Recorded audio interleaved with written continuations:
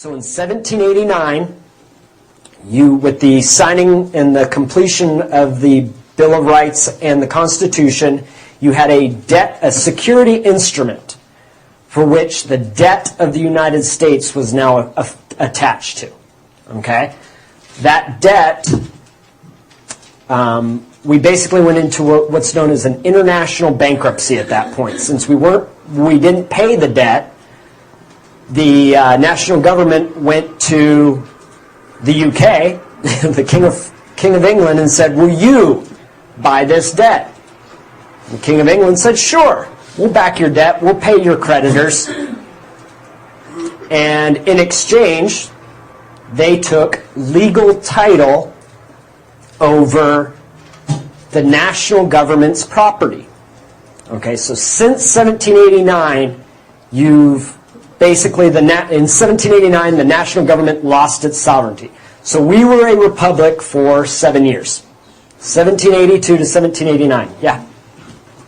But does that only count for Washington, D.C. and federally owned territories as opposed to the sovereign states? At the time it did.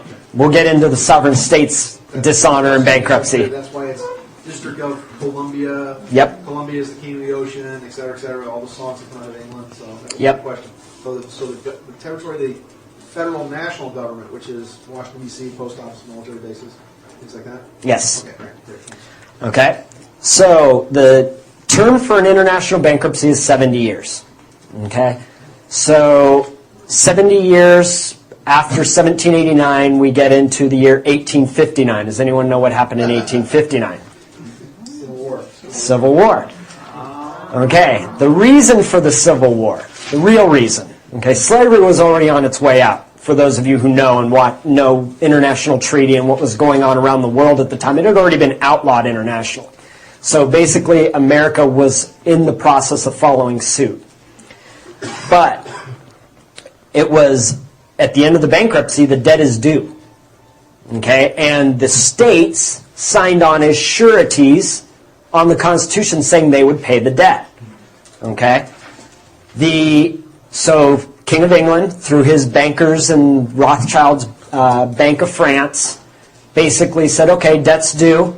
You states said you'd be surety. We want our money. And the southern states, or the northern states, went to the southern states and said, basically, you guys have all the money.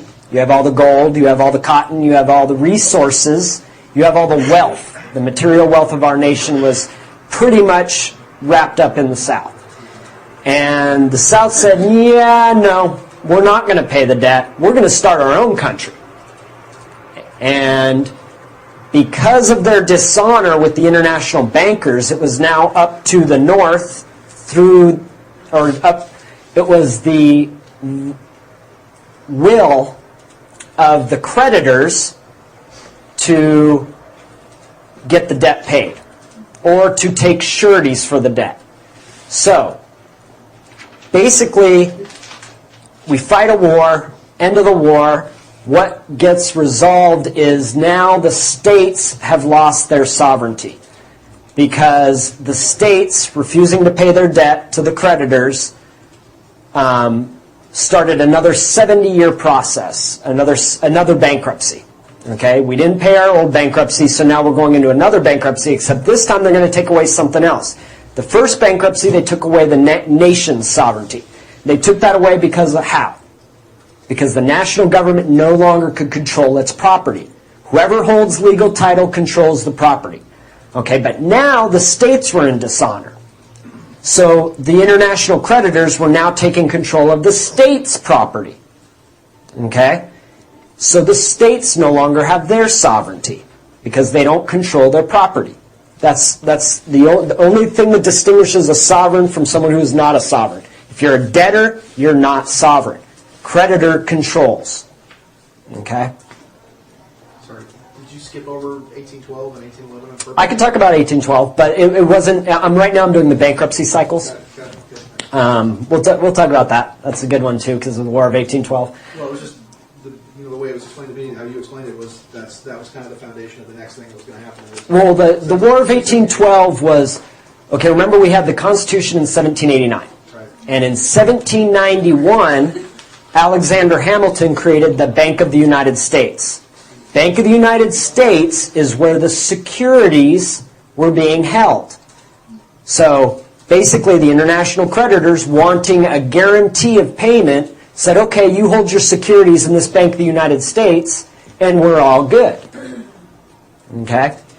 The Bank of the United States had a 20-year charter. So fast forward 20 years, 1811, and Congress decided, no, we're not going to renew the Bank of the United States. We're going to get rid of it.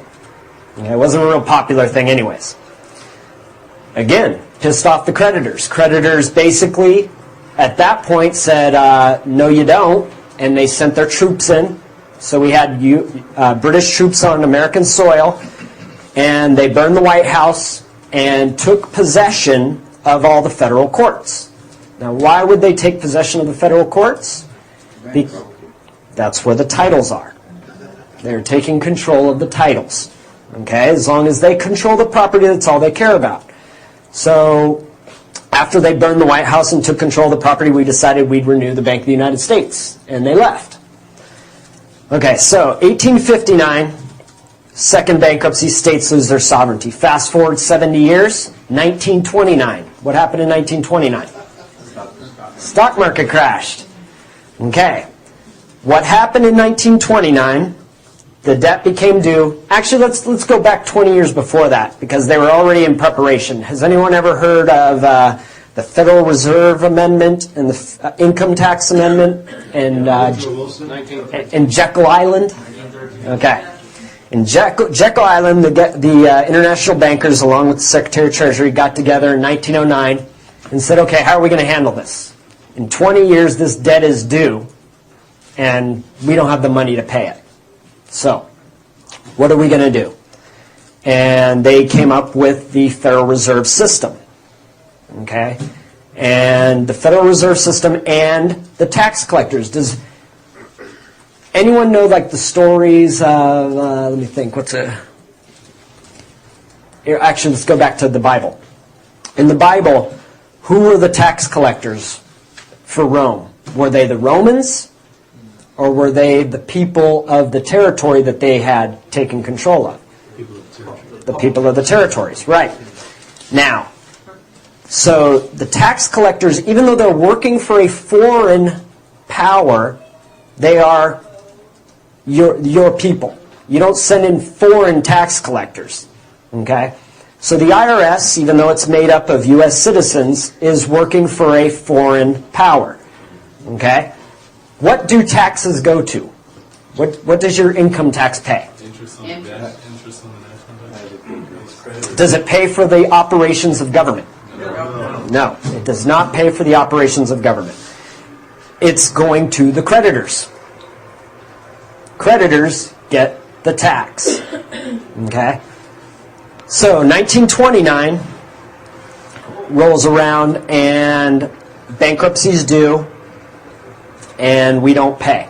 We go into another dishonor. This time, how much money are we talking about? I mean, like I said, look, your monthly payment is $755 billion. I believe the first bankruptcy, 1789, it was around 13 million. Back then, which probably was a lot more than 13 million now. The creditors got their payment. The creditors for the Revolutionary War got paid by the Rothschild Bank of France, okay, Bank of Paris. So Rothschild paid the creditors, but now Rothschild had a security interest in the national government, okay?